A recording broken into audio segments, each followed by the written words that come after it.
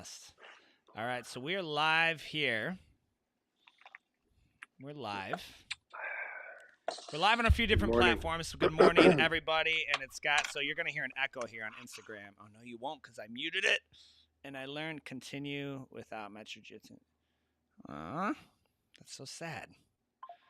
Continue without it live. That's so sad. Why won't it let me do that? Hang tight. So we're still live on other platforms. Instagram is giving me beef here. Coach, I want to try and end this one more time and give Instagram because we have the most views on that. So, Puerto Rican Baruchio. Can you hear us? See us all right on Instagram? Isam's joined. If you guys are watching this on Instagram, do me a favor. Let me know that you guys can hear it, see it, test it. We're going to. Hola, ¿cómo está, Puerto Rico? Isam, forfeit. Looks like your people there. He's got a Palestinian flag there, Coach. Free Palestine, brother. Yeah, Free Palestine. Isam. Can you guys hear us, see us? Just let us know. Make sure everything's going great. We're live to a lot of different places. Wherever, do us a favor. Let us know where you are. Where you're watching this, where you're seeing it, and then also let us platform? know. Yeah, what platform? Yeah, like what platform you're seeing it. Let us know how that's going, and then we're gonna get right into it. Looks like 5. Let's see. I mean, I'm showing Metro Jiu-Jitsu's live. Are we still live? I guess I could check my phone. Yeah, we're live, but it looks ugly, like real ugly, on the platform here. Let's see. All right, yeah, all they see is, yeah,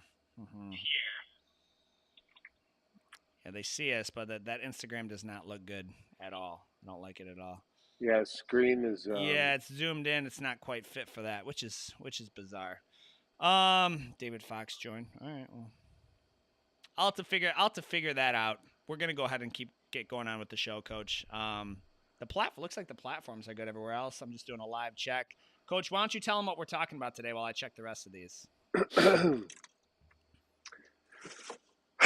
We are talking about growth. We're talking about growth. The last, it's been 5 years since Metro was born, officially. So the idea and the thought started close to 10 years ago. Between you and I, and what's happened in the last 5 years, how we've grown, places that we've grown that we didn't think we would grow, where we're at inside the jiu-jitsu community, the local community, Detroit metropolitan area, and all the good, the tough that's come along with jiu-jitsu and our journey, and where we're at today, and some of the things that you guys could maybe look for in the future. So there's a lot of we've grown for 5 years, and I wouldn't say we're just starting, but we have a lot more work to do. I would say we're just starting. This looks good.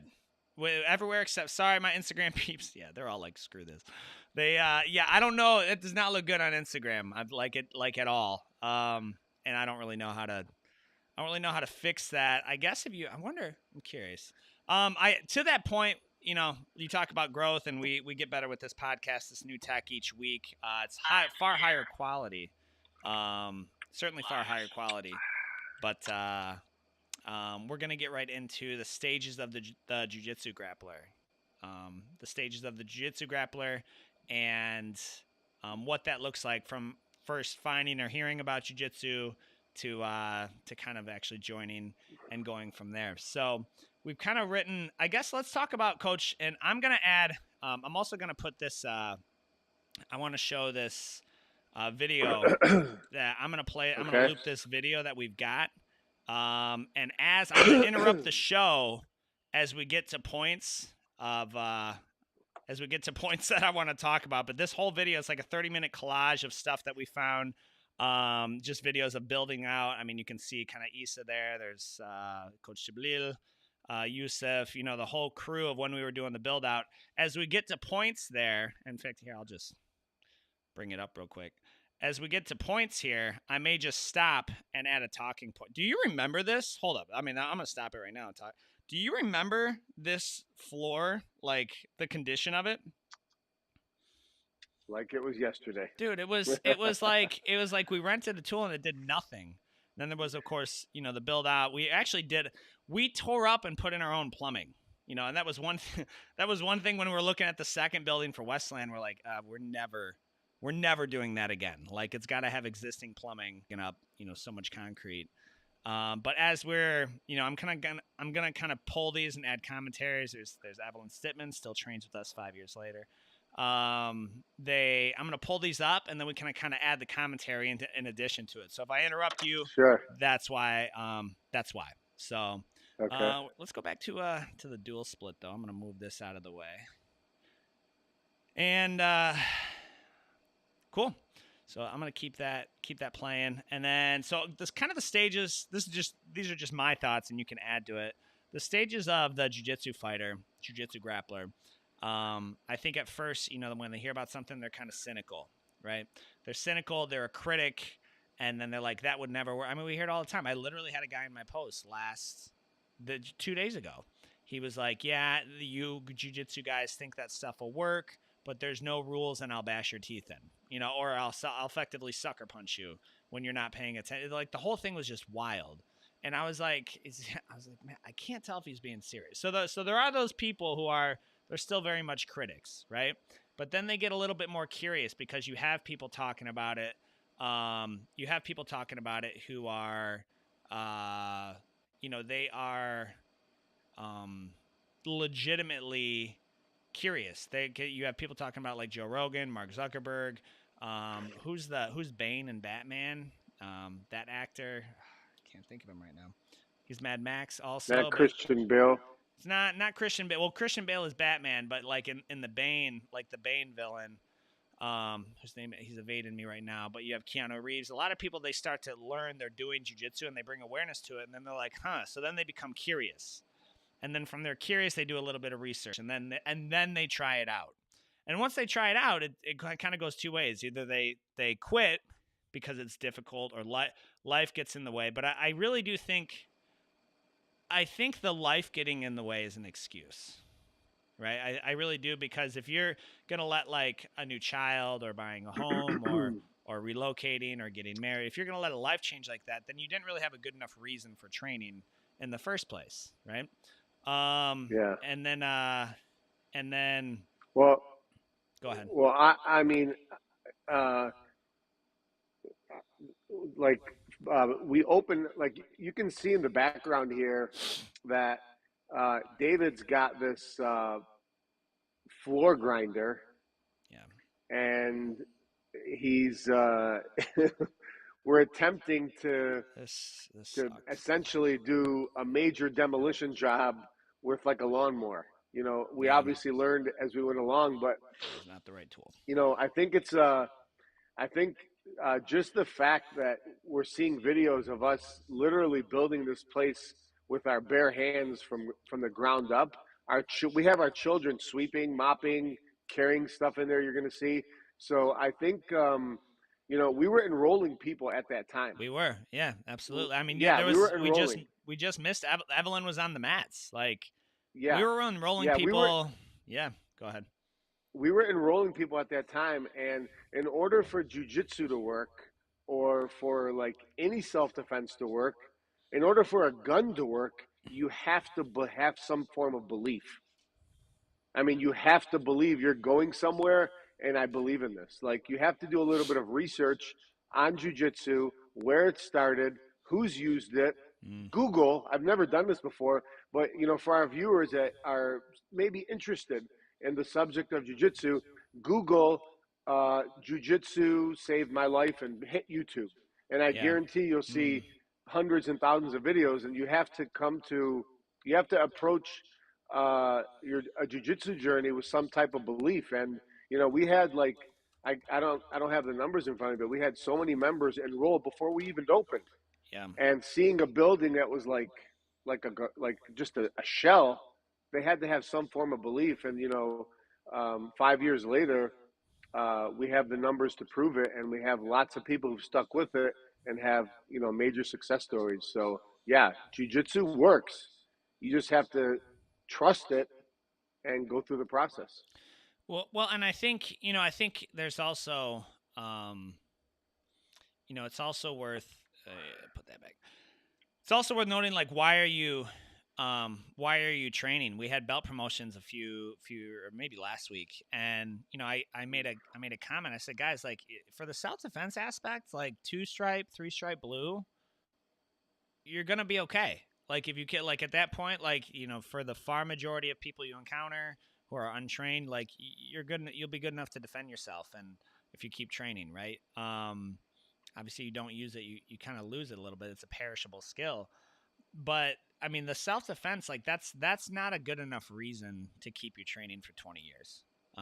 It's really not. Like, the main reason that people continue to train is things like mental health, things like, I mean, I've heard so many people refer to jujitsu as their Zoloft, right? It helps them with their depression, their mental health, that whole aspect of it. So, um, continuing on with the stages, though, they try it out and then they either quit or they really become a lifer. I mean, and those are the two. Those are kind of the two ones, right? I mean, occasionally you'll have a guy who does it for a couple years.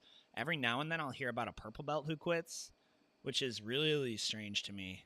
Like, really, to quit. Very odd. Can you imagine quitting Very. at purple belt? I mean, barring any type of, like, severe injury, or anything like that. Like, I can't really, I can't imagine that. Like, being so close to Yeah. black, and you're like, yeah, What I'm gone. what do you call that? Is it a thesis or dissertation when you're going for a PhD and the final stage is uh, writing your own? I think it's called a thesis or You are dissertation. you are And asking the wrong guy about college. yeah, The I wrong wish my guy. mom was on. My mom has a PhD, and I remember she went to school for her bachelor's, her master's, and for her PhD. And the last stages of her PhD, she had to write her own. I think it's called thesis. So somebody in the chat, please Yeah, comment. Let me know if what you that guys is. know, we have plenty of medical people who do it. But so that's you're So saying purple belt's their thesis stage?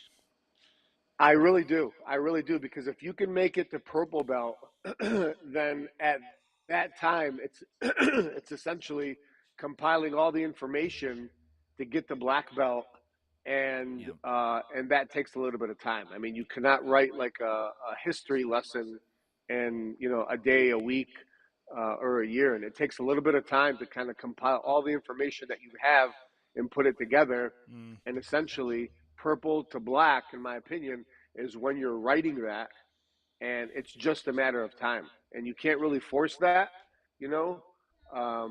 You can't push that process too long, but purple to black is you're that close to uh, a PhD essentially, or being called a professor in jiu-jitsu. You're very, very close.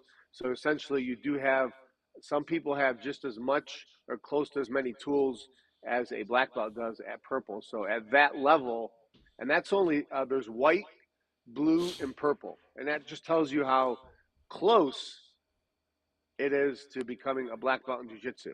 yeah. Yeah, purple. So that's, I mean, that's wild when people like that. Dude, look at Scarlett here. Hang on, I got a selfish dad plug here. Like, look at how young dude, she is probably almost, she's pushing almost 80 pounds now. You pick her up, like, she's like a thick girl.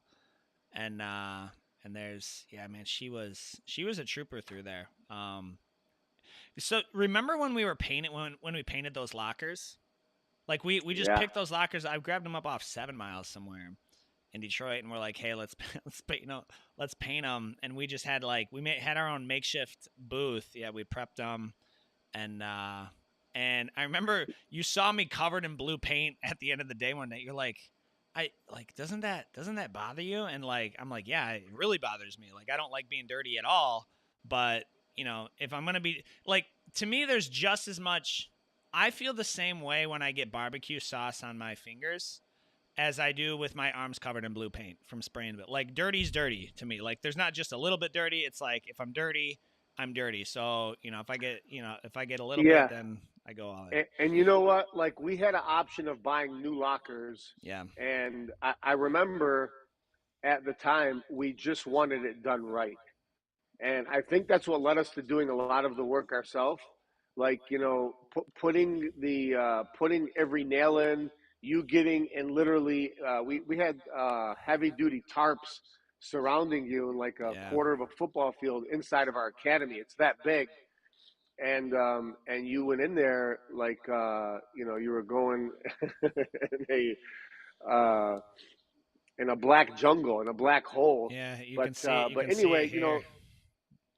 and they came out professionally, and we did everything ourselves because we wanted when any visitors walk into Metro, we wanted them to look up and say, "Wow, wow!" Like you can walk into somebody's house just like you walk into a gym, and you can feel the attention to detail that's put into things. Yeah, for sure. And I think that the lockers were the start of us.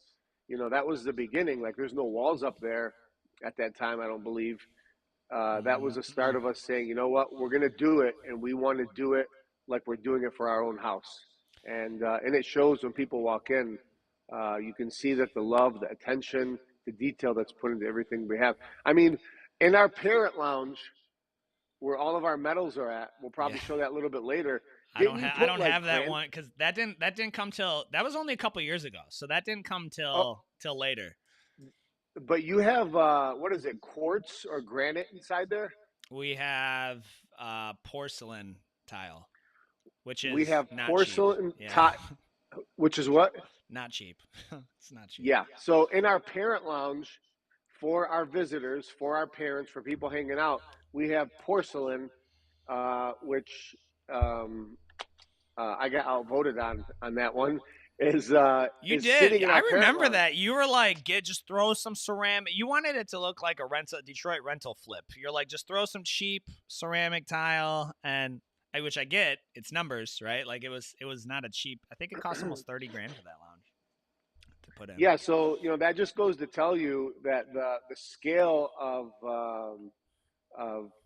quality that's put into the gym, top to bottom. This is, you see, we have an underlaying of mats, which was not necessary because we already have a thick padding of mats that we put into the gym. So Mm-hmm. there's a lot of things that people don't know or don't see in the gym that we put into Metro as we're building it to make sure it's just high quality. You were talking about. I didn't mean to pull you off on a tangent, Coach. You Yeah. were talking about your the purple belt being your thesis, though. So what are your what's your stage on, like, those who you either become a lifer or you quit, right? Like we were talking about the psychology of someone. If someone's watching this, what would make them want to like sell them on it, I guess, a little bit. I don't need jujitsu, right? Or it's not for me. I hear that a lot. Like I'm too old. It's not for me. It's a young man's game. Yada yada. Yeah, I've been doing a lot of reading lately on this kind of subject of exercise and fitness and what keeps people going and what motivates people and things like that. And I think we all agree that you have to have a certain type of hunger. Like, if you want to succeed in your career, you have to be hungry. If you want to succeed in achieving fitness goals, you have to be hungry. And there's nobody will dispute that. The most successful athletes in the world are hungry, Yeah. and you can see it. They talk about it. Now, to answer your question, is jujitsu creates hunger inside your body. So for the person that's on the couch or thinking about jujitsu, maybe thinking about starting an exercise program, the one thing that they're lacking is hunger. And so training jujitsu naturally uh, naturally creates a hunger for success in you. And it's not like your first day, your first week, your first month on the mats. It's not like you're jumping into a dogfight and you have to be hungry to survive. That's not what I'm talking about. It's talking about stimulating your mind and your body, and when you combine those two together to achieve a short-term goal, it starts to cultivate and burn, create a burning sense of hunger to succeed. And I think that the really cool thing about jiu-jitsu is that translates everywhere else, and it all starts by taking your first class. Yeah. What's we were talking about a little bit before the show. What what what converts an average Joe to a competitor? Like how can even Coach Alvarez, we were talking about that. Like what converts that? Like how can you take, what, walk me through the process of how you take a mortgage broker or Yeah. a GMAC. I think they're allied now, but like you take like an automotive finance guy or woman, or you take a waitress or someone like that, like a line worker, and to actually go and compete, like what, that seems like pretty extreme behavior, in your 30s and 40s and 50s. It's very Yeah. commonplace for young 20-year-olds, right? But then they get, the responsibilities hit, understandably, Yeah. and they like that's a big change for people in that industry. I mean, even in that industry, that makes you really interesting, right? Hey, what's new, John? Oh, dude, I had a jiu-jitsu tournament. You had a jiu-jitsu tournament? We just went to the cider mill. Like, how'd that go? Well, think it makes you more marketable as a person. But how does that conversion, like, how does that transformation happen? And then is there a certain stereotype, hesitant to say, or is there a certain category of person that like suits it better? Um, So for our viewers, the average Joe is essentially the person who does not is basically probably last pick. If you're playing pickup basketball, if you're playing dodgeball, okay, I'll take him, or I'll take him. Average Joe to me is somebody that you look at, and you're not going to pick him or her based on their athletic ability or what they look like, their personality. Somebody might have a very timid personality, not competitive at work, and maybe not outspoken. You could almost say they're not even a leader in their realm mm, at work, in the community. They're just kind of flying by underneath the radar. That to me is the average Joe, right? So um, it happens organically. It happens organically, and it's not something, if you tell that person, the last picked person for intramural basketball or volleyball or something like that, hey, in 6 months you are going to be competing in a jiu-jitsu tournament. That'll freak them out. yeah, yeah. They're like, no way that's going to happen. You know, the athlete who's been competitive at sports, at high levels, maybe college or something, he's like, yeah, I know, I could see myself doing that. And he might not know anything about any Mm-hmm. sports, but the average Joe, um, uh, happens complete organically. And it happens like this, in simple. If I give you, like, and you really think about this, if I give you $1 million check, there's so much that you could do. Like, you have it inside your hands. If I give you $1 million liquid cash, you really feel like, man, I could do so much now. And jujitsu gives the average Joe the power and the feeling like they can do more. They are worth more, and they start to feel their self-worth, and they start to feel like, wow, I knew I was a little bit more than this. I just didn't know how to bring it out of me. And it comes through hard work. I think it's we talked about this a while back, and and jujitsu. I mean, even Jocko calls jujitsu like the closest thing to a superpower, right? And it's the Yeah, physical. yeah. It's the physical. Sure, you can do the moves and the arm bars and like move and sweep a big guy like that. That exists, right, dude? Here, look at Landon here. Hang on, sorry. That's Landon that I'm holding at. So actually, let's talk. Hang on. Pause. Let's talk about this tournament. And even that shirt's reminded me. And there's a Boo. There's Cody. There's a Boo. A Boo got married this past weekend. Or 2 weekends ago, I think now at this point. Can you see it? Here, let me zoom it up. You see see you struggling. Yeah. They Landon looks like, how old is Landon here? Not old. Under a year. He's got to be like 2 months, 3 months, dude. Wow. So we're there, but this was see Landon was born, oh boy, dad test. He was born July He's 4. He'll be 4. 19 July 19. I'm gonna call it, July 2019. So this would have been October. He's probably 3 months here, and this was our first tournament, our first one we went to. This was the last Michigan Open they had in Michigan. We won. By the way, we still have the trophy. Yeah, right. Yeah, So anytime you guys want to bring that tournament back and try and take it from the Alvarez Jiu-Jitsu Association, you're welcome to try. It's at Palmer now, right? It's at Coach Carl's. Yeah.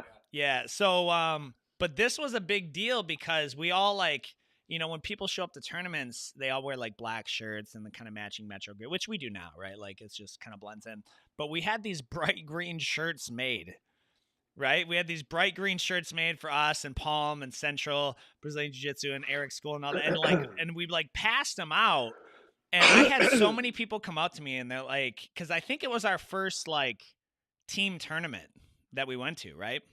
Like it was our first hey, we're gonna come out after being in open for less than a year, and we want to go and kind of make a statement of who we are.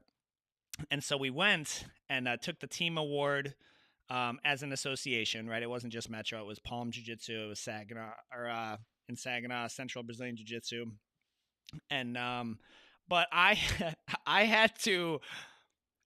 I was coaching Landon, coaching our adults, and competing that day. All in the same day, right? And if you look at, I'll even just take these two guys right here. Cody is he's an electrician, he's a line worker. Abu is a tradesman also. He's a maintenance guy for a medical company, right? So but they're taking times out to go do this, right?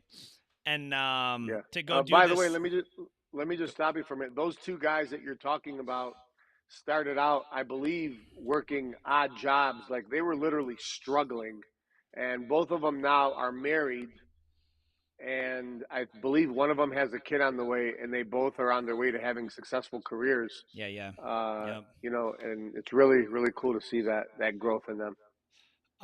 So these are, those are the type of people that show up to tournaments. And to go back to, I'll get back off my distraction. The Jocko calls it a superpower, and it is, right? I think anywhere else you go, I mean, the average man, especially, I'm going to come back to this one because this is a funny thing. He lives a life of quiet desperation. I mean, it's that famous Joe Rogan line who's quoting somebody else. But I think about what you do, right? You wake up and most men do not have the job that they dreamt about. They don't like their job. The far majority of people don't enjoy their job. And so they're 5 days a week, they're doing something they don't enjoy so that they can make it to the weekend. But even your Sunday is stolen, right? Because you can't fully enjoy Sunday because what happens the next day? Well, you got to get ready for work, go to work. For the job that you don't like, right?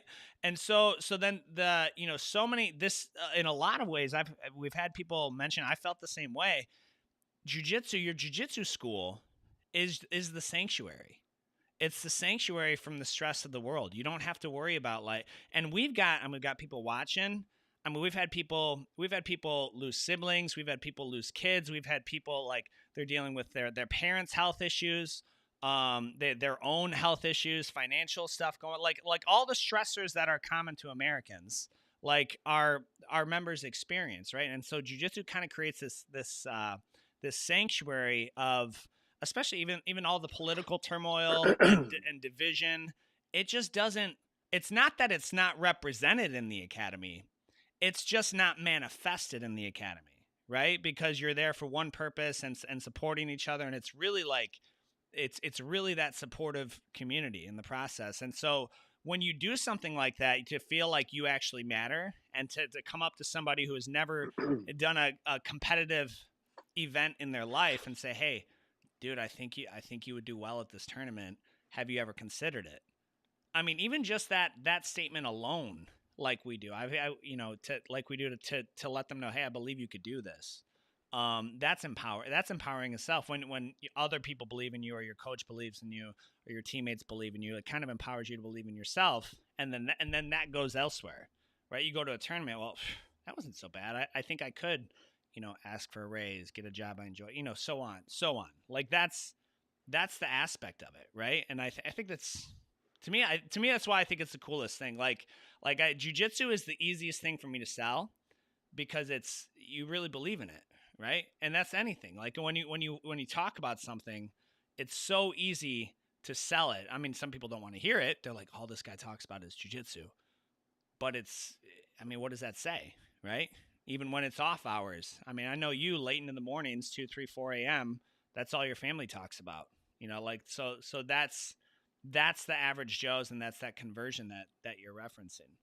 Um, what's your take on that of that transition? Well, it's harder to love what you have versus love what you want.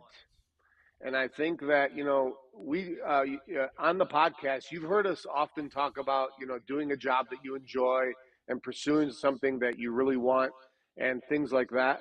And, something we haven't touched on often is that more times than not, we've had people leave their jobs, start their own businesses and stuff like that as members. But more times than not, after starting jujitsu, people appreciate where they're at and love what they have and stop chasing what they want. And that alone has given them more success and more fulfillment inside their life because of jujitsu. And jujitsu teaches you to be very, very present in the moment and um, appreciate what you have and the things around you. It makes you more conscious of things around you. Equally, when you're walking down the street, you have more of a perception of who's walking around you and what's going on. Like you're more aware. Physically, you're more aware. And socially, in your professional circle and your social circle, you're also more present and you're more aware. And I think that's one of the things that, we and jujitsu people don't talk about as much as we should, is like it teaches you to like really appreciate what you have. And that alone, makes a person much more happy, much more fulfilled, and much more successful at their relationships, their social circle, and their professional circle. Coach, let's talk. Let's talk about this. So I can't turn the video on because I can't. But what you're effectively saying is you're like, man, I'm so happy we built the first wall and it's up. Do you remember this day? Do you remember what we actually did? I All, think all, so, yeah. all my tradesmen. So those studs behind us are not steel studs. It's steel track, right? So that steel Yeah. track is designed for the bottom and the top, and then you're supposed to actually use actual stuff. We built an entire 13-foot, 14-foot wall with track. We didn't know. Like I didn't. I like I did. We worked with like wood framing, and so when the carpenter came in the next day, he's like, "So you just used track?" And it was like it wouldn't have held, and so we had to effectively tear this wall down and redo it because we just didn't know. We just wanted to like get something going, and I was like, well, we can throw this wall together, you you learn as you go, right? Like I've made so many mistakes like that, and my personality, I will say, being partnered with you was I'm like, man, we just need to get it done right the first time, make it perfect, and we have built and destroyed and done and undone, and like I don't get attached to anything. Like I just don't get attached to anything because I know usually within the year it's going to be undone or redid or done Yeah. over. I don't really get attached to anything that we do. Case in point, what's this wall that we built wrong, so We've learned a lot along the way though. So Yeah, we I did. remember that. We did. Here is I do have. Yeah, I'm gonna pull this up though. We do have one picture of this. I think I got it. Here is the. Um, Here's us building the lounge. I think I got it. Let me know if this pops up. Uh-oh. Hope I don't lose anything. It's starting to. And we're gonna hide this bad boy real quick. So here's the lounge. Can you still see everything? You're still good? Yeah. Yeah, so here's the lounge that we built up, and this was a month's worth of work. But there's that tile, and that is like that took me way longer to do. It took us way longer to do than it should have just to put that tile in. Again, first time ever doing tile, but it gives you the confidence of like, hey, if I mess this up, I can do it.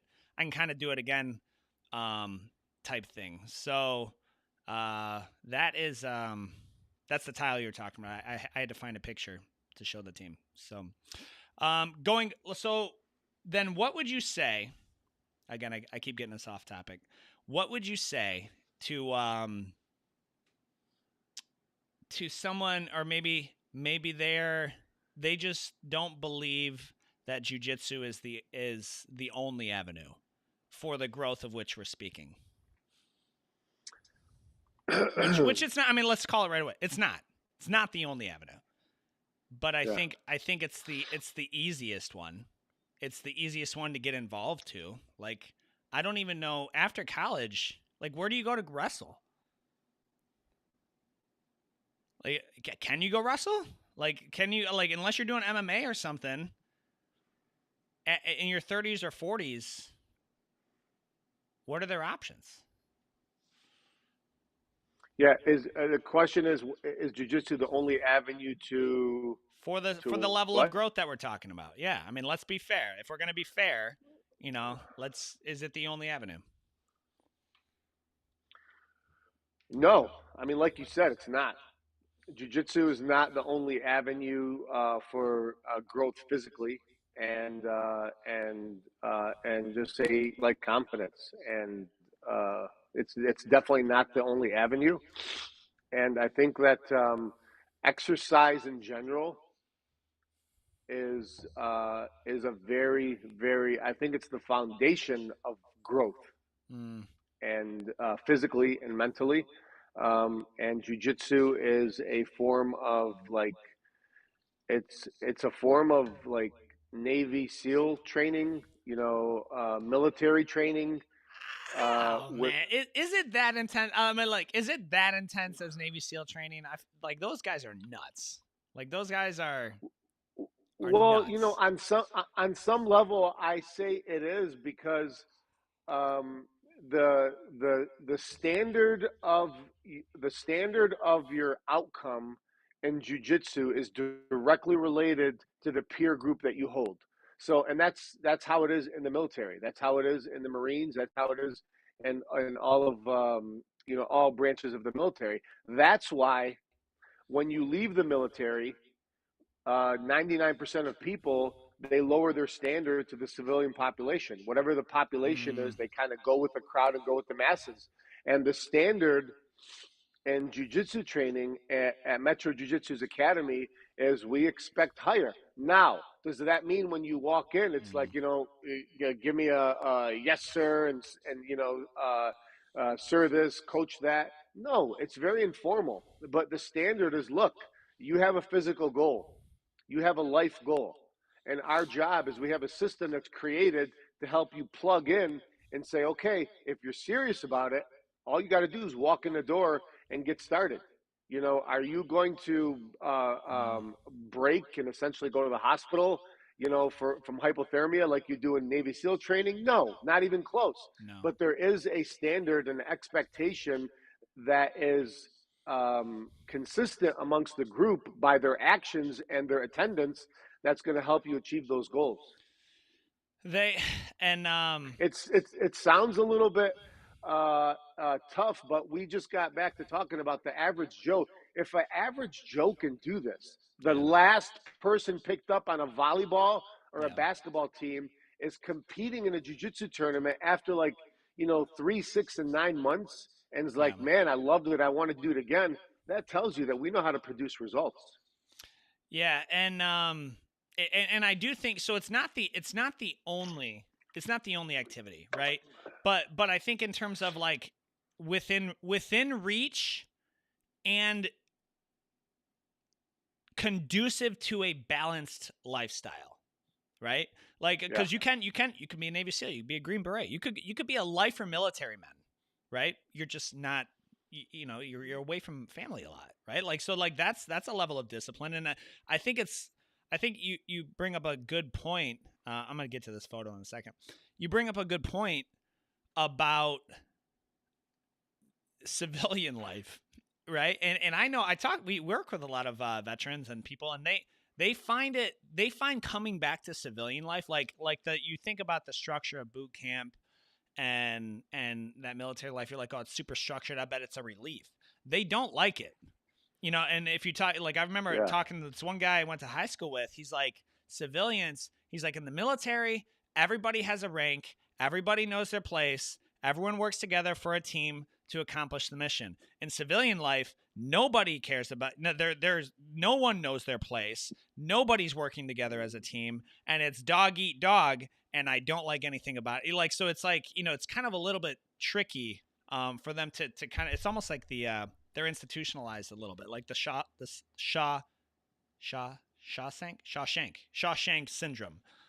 That's tough. And so jujitsu. I mean, it adds that level. I was even thinking about the rank system. I've been thinking about the rank system a lot because there's been a lot of controversial promotions in the jiu-jitsu realm, and I'm like, is ranks really necessary? I said, is ranks really, like, is it just this like hierarchy kind of pious dogmatic system? Can it just be like wrestling where it's just everyone's wrestlers, whether you've wrestled 20 years or 10 years? But then I think of it as, the good that comes out of it. Like the the joke about every purple belt has a white belt that they've taken under their wing. It's kind of this mentorship a little bit. Like you look up to these higher ranks, right? If for nothing else, then their commitment to the team and to the sport. And there's nothing wrong with that. In fact, I think we could use a little bit more of that. Like even just respecting your elders simply because they've been on earth for 85 years. Not necessarily because of what they've produced, but just because they're literally 2 or 3 times your age, and they deserve respect because of that, simply because of that, and for no other reason, right? And thinking about the ranking system, and it's very, people don't. I will say people quit because of that. Like if you go, and we're not even a super formal school, but people don't like rules. They like I call it the hippie syndrome, right? I want to, we do 12-month programs. We'd like you to train 2 days a week. Oh, don't you just do drop-ins? I want to come and go at will. What are you in the process of just like giving someone your money to like throw you around for a couple hours a year? Like, you're not going to get better, and that's not what we're into. So I think that's a really good comparison. I want to talk about. I want to talk about Miss Athena right here. I don't know if she knows this yet, but Athena and John are our first adult members, and so we've got we're actually getting them a present. I don't know if I'm allowed to say on the podcast, but we have a present for them as our longest standing members. And Athena, for sure, she's a perfect example of. I'm not going to give too much of her personal story out. Name like a hurdle in life, and she's encountered it, right? She has she has she has experienced loss. She has had a couple of kids. I mean, she's had a career change. I think she like installed floor and maybe worked for FedEx at a time when she did this. And now she gets to, she's a homemaker raising a couple beautiful kids, and she still makes time to come in here and train. And she's she's a great teammate in addition to it. Like, these are the type of people and she does tournaments, right? So these are the type of people who do it. And this is what it looks like. Just one of them. Yeah, and in high school, you have classes, right? And in all the classes, you have the most athletic, you have the most popular, and you have the class president, class clown, and stuff like that.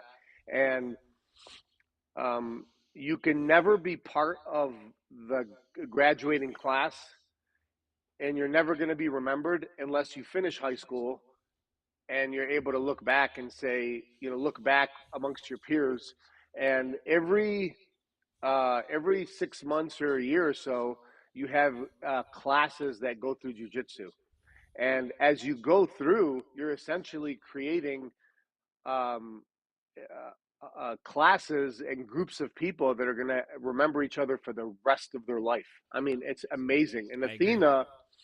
Athena falls into the category of, like the first graduating class, and everybody knows her. Yeah. And Athena's been around, and Athena's one of those, like, I don't know what category I would put her in, but like, we as a school, as coaches and as members, everybody has memories with Athena because there's more to Athena than this story. But I remember one tournament when she was a white belt. I don't know where this girl came from, but Mm. she competed against like an MMA fighter in Yeah. jiu-jitsu, and Athena was down on points. She's only been training a few months, and she was down on points, and she was getting beat, and the girl was clearly bigger than her. And like I said, I know she had more experience than her, but she came back like she was a comeback story of that tournament, and came back and beat this girl in the last couple seconds only because of sheer will and determination. And I don't think anybody expected that. We don't know where it came from, but that, for as a school, as coaches, we were like, you know, uh, a star was born at that time. Yeah. And it was like she inspired so many people with just that one match against that one person. And like you said, she's been around a while, and she's gone through everything uh, from joy, death to joy to marriage to children, and she's still here training. And she's also had the highs and lows Mm. uh, of her professional career. And I think today I forget what she's doing, but I do know she's starting some type of like suite and catering business. So next time around, we'll have to give her business a plug. And Oh, she okay. has a brand new child.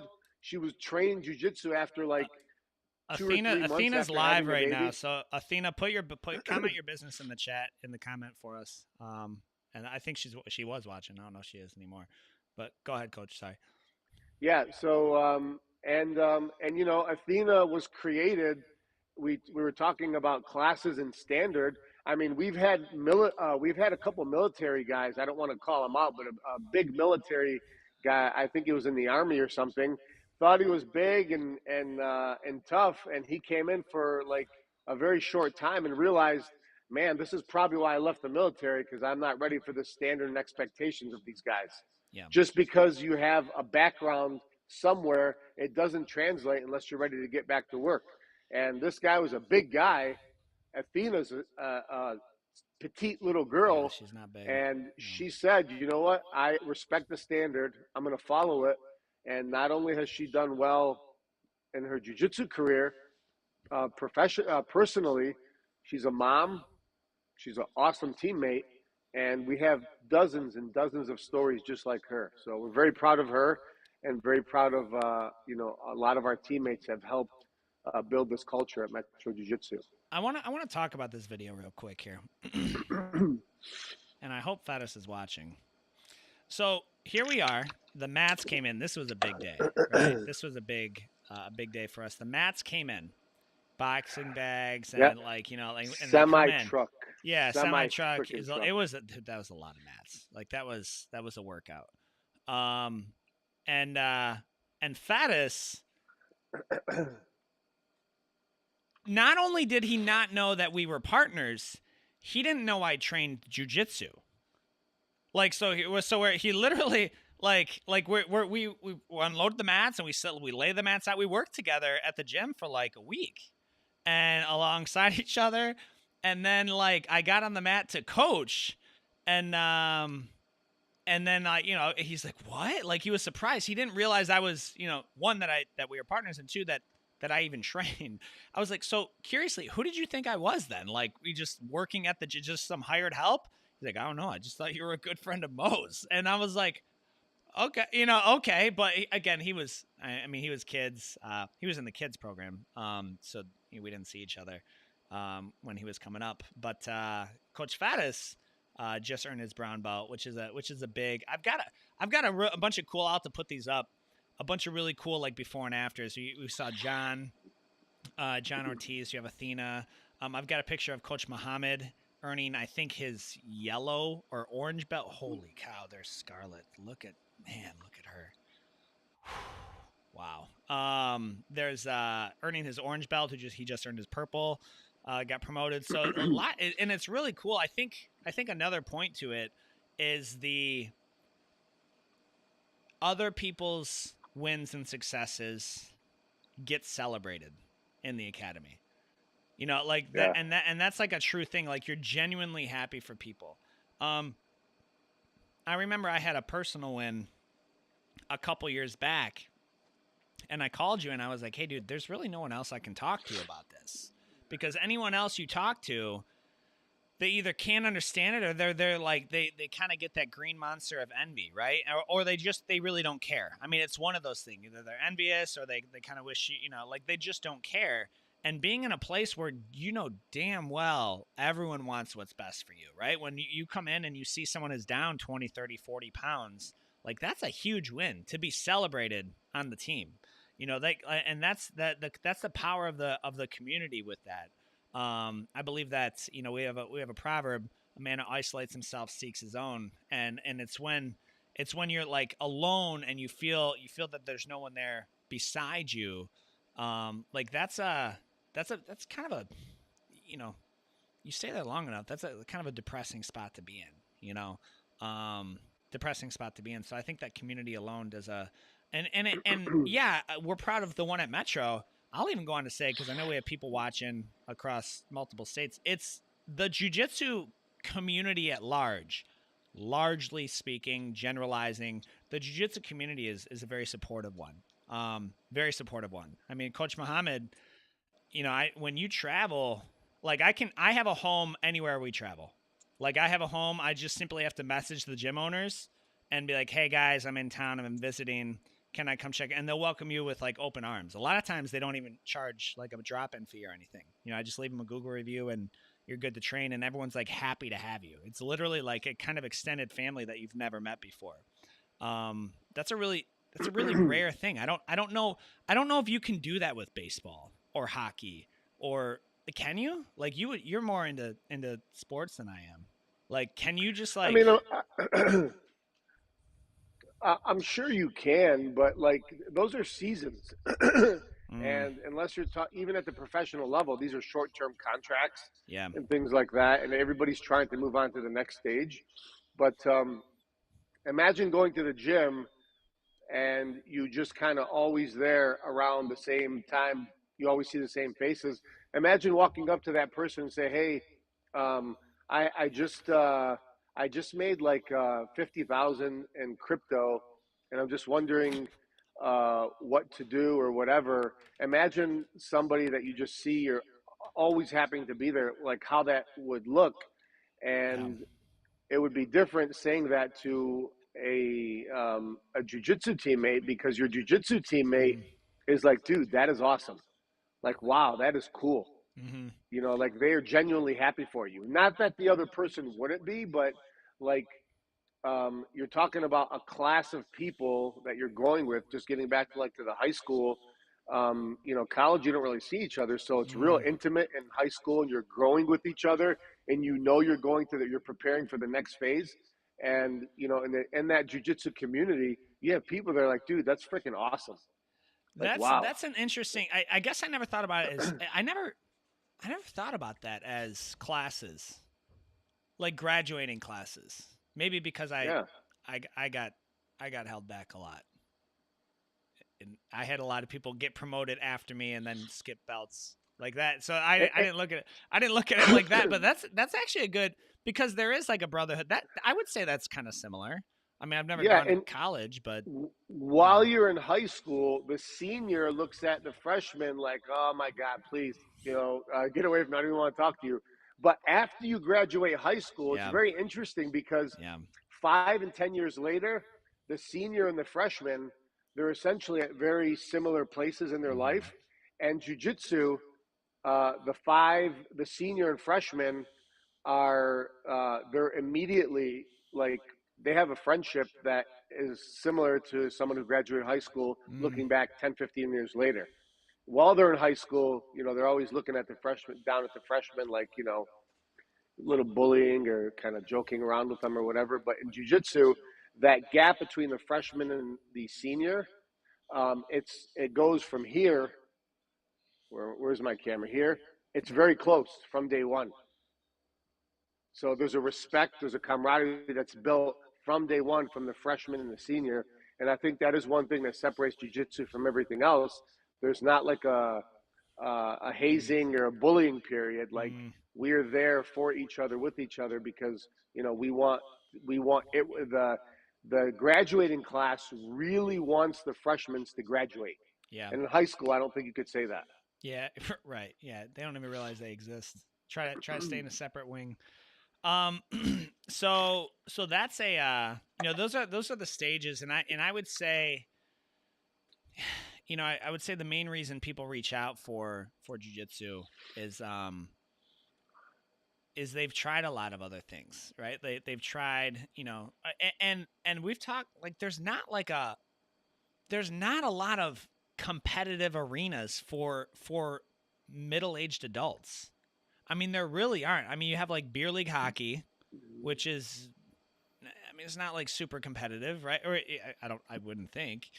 You have softball. My brother was talking to me about pickleball. Pickleball, like, I guess Yeah. is getting big. I guess is getting big. Um, I mean, I don't know, dude. Those are, we're not even in the same league of activity, But to do something like this, but then you also need to educate the public and let them know, like, it's not MMA. Like, it's not MMA and it's not karate. Like, they mix the two. They either think you do karate, and I always think of like Kramer on Seinfeld with the little 6-year-olds, doing karate, or they think you're a cage fighter. And it's like it's neither of those, It's something you can do and you can go back to work, and the community is just, man, the community is awesome. The community is awesome, just by and large. Again, really macro speaking. We're getting to the end of the program, Coach. I want to talk about a little bit about, so we've had 5 years. We've been blessed to have make a decent impact on the downriver area, and we're looking towards like the Westland Canton area for jiu-jitsu. Oh, dude, look at you and Issa here. I was so jealous.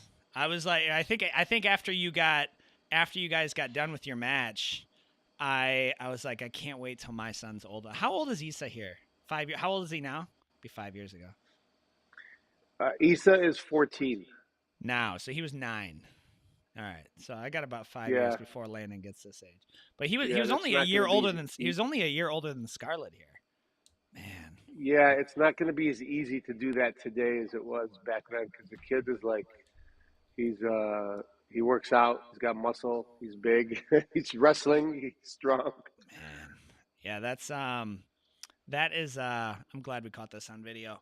But let's talk a little bit about some of what we have planned for the next 5 years briefly. I know we can't go into a lot of details, but some of it is starting. I mean, it's starting to come to fruition a little bit. So let's talk about Westland and Canton and kind of what our plans and timeline are looking for, like that. And then is Westland and Canton, is it going to be a carbon copy of Southgate? Is it going to be a little bit different culture? Let's talk a little bit, dude. What did you just bodied that? Did you see that? Like, you threw that kid. He got back up. I mean, he's okay. Sorry, Hey, I got distracted. I saw it. Jeez. Holy cow. Wow. hey, Uh, the people we love the most get the biggest Holy beatings. cow. Dude, he got ragdolled. Jeez. uh, That's nuts, man. But yeah, what can we expect from West End and Canton? Holy cow. you know, I mean, I'm going to relate what we can expect from the Canton location. Uh, the Canton community, Canton, Plymouth, area people. So, and I'm going to use my children as an example. I'm going to use that match as an example. There comes a point where you start to train jujitsu, and it's physically very tough. It's Mm, physically and emotionally like demanding. You it is. cannot go there and have your mind in 50 other places. Like you were forced to zoom in and have 100% focus. So after a very short time, it does not take long at all. After training jujitsu, we do not need to teach you to be tough anymore. When I first started training with a lot of my students 5 years ago, we kind of had to teach them to be tough, and they taught themselves. To be honest with you, they just showed up every day. So regardless of how much weight they were lifting, how hard the matches were, we get beyond the point of saying, okay, this person is past the point of we don't need to teach them to be tough anymore. And I think what we're going to bring to the Canton community is we're going to show people how easy it is to build mental toughness. And once you get past that, like the rest is super, super easy. So our proven system within the last 5 years, it's took an average Joe's and competitive athletes in high school and college, and brought home dozens and dozens of gold medals and competed on the world stage within just 5 years. I think that that shows that our proven system coming to the Canton, Plymouth area is going to be an asset to the entire community. And so that's definitely short. It doesn't take long to show you that you have a toughness inside of you, and after that, it's just a matter of saying, okay, now you know you're tough. Mm. I know you're tough. Let's give you the mechanics to attack jujitsu, attack life, and become successful. Yeah, well, and that's our core focus as a company, right? To teach people how to play and win at the game of life, and on that, so we've got Canton Westland, coming early 2024, but we also have we've also let me just go back here. Do a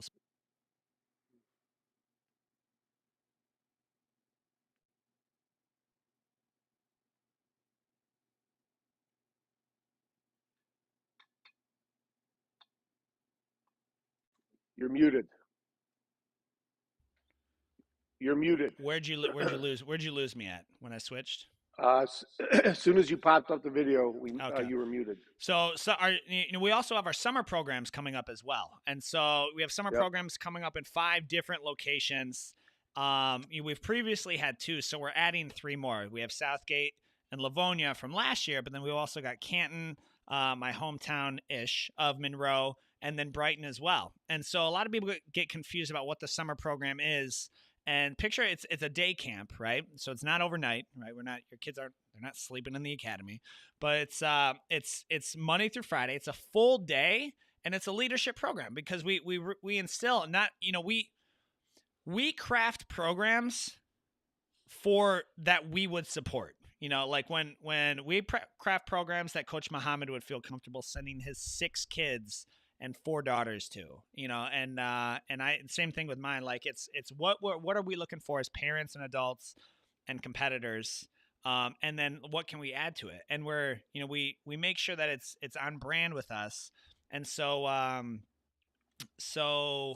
we're excited to add those that are coming. So I'm trying to pull up the website here. It's kind of giving me some attitude. But Coach, what are your thoughts? We've had at length conversations about this. What are your thoughts about the coming 5 summer locations, and you have anything to add to that?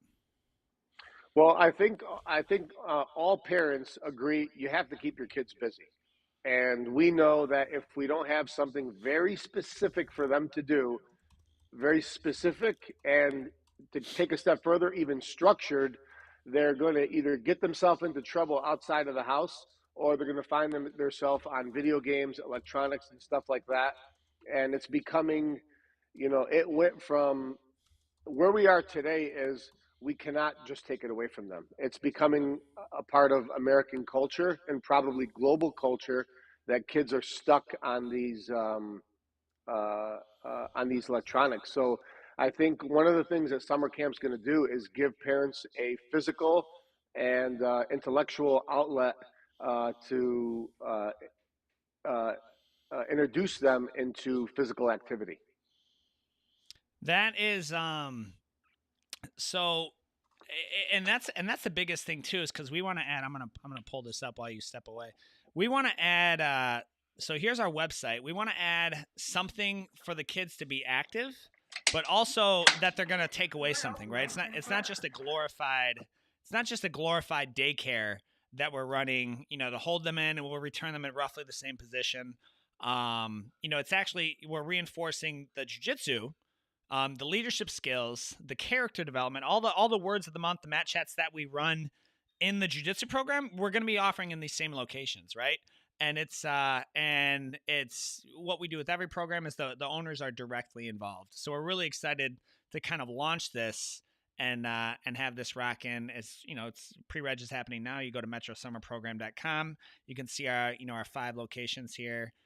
You click any one of them, you just fill out that form, and then just fill out the form right here, say special offer, and they'll get you set up, with the whole 9 yards with the summer program. So that is that's coming in 2024, which we're really, really excited about. So, Coach, you have any final thoughts before we log off here and get going on with our day, with the rest of the show, the post editing?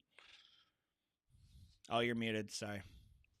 Go ahead. Yeah, yeah. I will add this last thing before we take off is that the summer camps are created by parents who want to keep their kids active. So every decision that is made by a parent who has experience in activities for children from 5 years old all the way up to the teenage years. So every decision that's made comes from experience, and we're taking that and making and building the entire programs from experience or from a parent's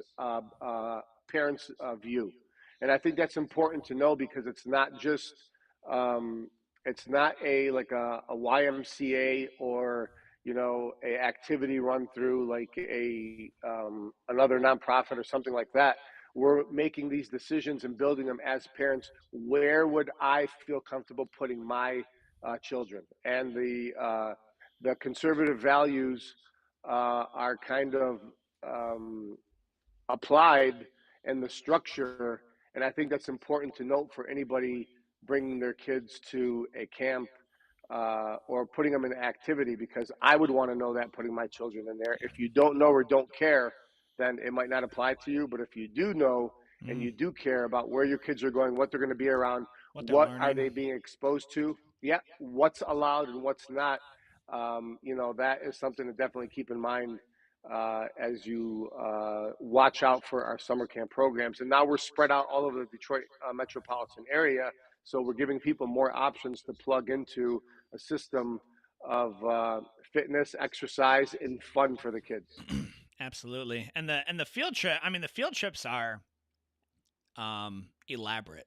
Like when we tell people, like we took almost 100 kids to Lansing for the state capitol and the Michigan State Museum, and they were like, "What?" It's all included. And they had a blast. I mean, we had compliments from the state capitol staff. They were like impressed with the security was complimenting our security policies. The radios, the kids, the head counts, the checks, and that's something that you just think about. You want to make a memory. You may want to take your kids to these places. They learn about the government, leadership, things like that. I mean, that's par for the course there. So, Coach, we're excited about our 5th anniversary, and we are going to, we work daily at this, and we have a lot more guests coming up in our on our podcast coming up, including the AGF owner Chris Carlino. He's going to be on in the new year, as well as many others that we're going to be adding. So we're excited. Appreciate you guys tuning in, and as always, we will see you guys on the mats. On the mats.